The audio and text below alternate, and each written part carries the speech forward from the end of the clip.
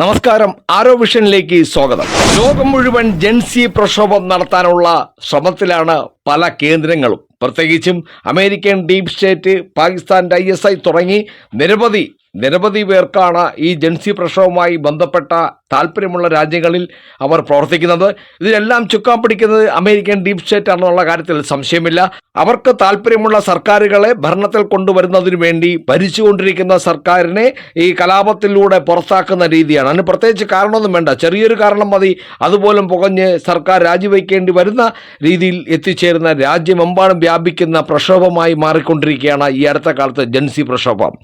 എന്നാൽ ജൻസി പ്രക്ഷോഭത്തെ തുടർന്ന് സർക്കാർ രാജിവെക്കേണ്ടി വന്ന നേപ്പാളിൽ ഇതാ വീണ്ടും ജൻസി പ്രക്ഷോഭത്തിന്റെ ആരംഭം തുടങ്ങി. വൻ സംഘർഷമാണ് ഇപ്പോൾ നേപ്പാളിൽ നടക്കുന്നത്. പുറത്താക്കപ്പെട്ട പ്രധാനമന്ത്രി KP ശർമ്മ ഒലിയുടെ അനുയായികളും ജൻസി പ്രക്ഷോഭകരും തമ്മിലുണ്ടായ സംഘർഷത്തിൽ 10 പേർക്കാണ് ഇപ്പോൾ പരിക്കേറ്റിരിക്കുന്നത്. ബാര ജില്ലയിലെ സിമറ ചൌക്കിലാണ് ഒലിയുടെ കമ്മ്യൂണിസ്റ്റ് പാർട്ടി ഓഫ് നേപ്പാൾ, അതായത് യൂണിഫൈഡ് മാർക്സിസ്റ്റ് ലെനിനിസ്റ്റ് പ്രവർത്തകരും പ്രക്ഷോഭകരും തമ്മിൽ വൻ സംഘർഷമുണ്ടായത്.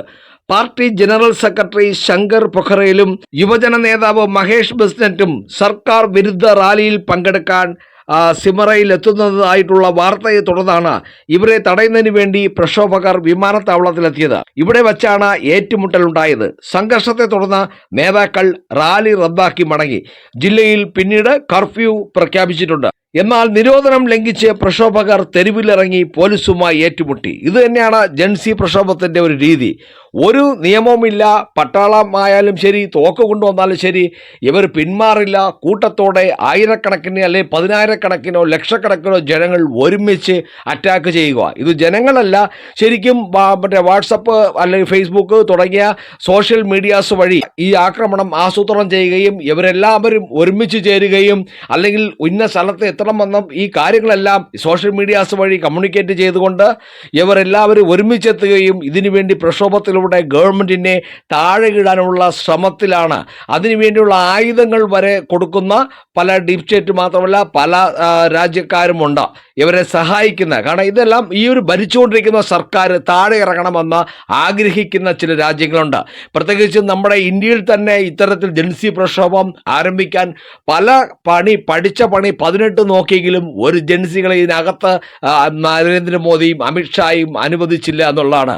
മുളയിലെ നുള്ളിക്കളയാൻ നമുക്ക് കഴിഞ്ഞു. കാരണം ഇത് അമേരിക്കയ്ക്ക് മാത്രമല്ല, അമേരിക്ക, പാകിസ്ഥാൻ, ബംഗ്ലാദേശ്, ചൈന തുടങ്ങി നിരവധി രാജ്യങ്ങൾക്ക് നരേന്ദ്രമോദിയെ ഒരു ഭയമാണ്. നരേന്ദ്രമോദി സർക്കാരിനെ താഴെ ഇറക്കാനും അമേരിക്കയ്ക്ക് ഈ പറഞ്ഞ രാജ്യങ്ങൾക്കൊക്കെ ഏറാൻ മൂളി നിൽക്കുന്ന, അവരെന്ത് പറഞ്ഞാലും അതെല്ലാം അപ്പടി അംഗീകരിക്കുന്ന ഒരു പ്രധാനമന്ത്രിയെ ഇവിടെ അധികാരത്തിൽ ഇരുത്താനാണ് ബാക്കിയുള്ള രാജ്യങ്ങളുടെ ശ്രമം. അതോടെ ഇന്ത്യയുടെ ഈ വിജയക്കൊതിപ്പ് തടയിടുവാനും ലോകത്തെ ഒരിക്കലും സമ്പന്നമായോ ആയുധപരമായോ ഇന്ത്യ ഉയരാതെ ദാരിദ്ര്യ രാജ്യമായി പണ്ട് കഴിഞ്ഞ അവസ്ഥയിൽ കഴിയണം എന്നാഗ്രഹിക്കുന്നവരാണ് ഈ പറഞ്ഞ രാജ്യങ്ങൾ ഓരോരുത്തരും. നമുക്കറിയാലോ, ഇവിടെ കർഷക സമരം അത് വന്നു. കർഷക സമരം എന്ന് പറഞ്ഞ് പാർലമെന്റ് പോലും വളഞ്ഞുന്ന രീതിയിൽ ആ പാർലമെന്റിലേക്കുള്ള മാർച്ച് 2, 3, 4 സംസ്ഥാനങ്ങളിൽ നിന്നുള്ള കർഷകർ, നമ്മുടെ ഈ വടക്കേ ഇന്ത്യയിലെ മുഴുവൻ കർഷകരെ അണിനിരത്തിക്കൊണ്ട് ആയിരുന്നു ആ റാലി. അതിനെ തടയാൻ നമുക്ക് നരേന്ദ്രമോദിക്ക് കഴിഞ്ഞു. അതുപോലെ തന്നെ വോട്ട് ചോരി എന്ന് പറഞ്ഞ പ്രസ്ഥാനം, ഇങ്ങനെ ഓരോ കാരണങ്ങൾ ഓരോ കാലഘട്ടത്തിലും ഇപ്പോൾ വലിയ ക്യാമ്പയിൻ നടത്തി നമ്മുടെ രാഹുൽ ഗാന്ധി എന്നെ കൊണ്ടുവരുന്നത് ഇതുപോലെ ജൻസി പ്രക്ഷോഭം പോലെ ഒരു പ്രക്ഷോഭം സംഘടിപ്പിക്കാൻ വേണ്ടിയാണ്. പക്ഷേ അതെല്ലാം നിഷ്പ്രഭമാക്കാൻ നരേന്ദ്രമോദി എന്ന ആ വ്യക്തിപ്രഭാവത്തിന് കഴിഞ്ഞു, ആ ശക്തമായ ഭരണത്തിന് കഴിഞ്ഞു. അതാണ് ഇന്ത്യയുടെ ഏറ്റവും വലിയ വിജയവും. ഏതായാലും നേപ്പാളിൽ ഒരു ജൻസി പ്രക്ഷോഭം കഴിഞ്ഞിരിക്കുകയാണ്. അതിനടുത്ത് ഇപ്പോൾ വീണ്ടും അടുത്ത പ്രക്ഷോഭം വന്നിരിക്കുകയാണ്.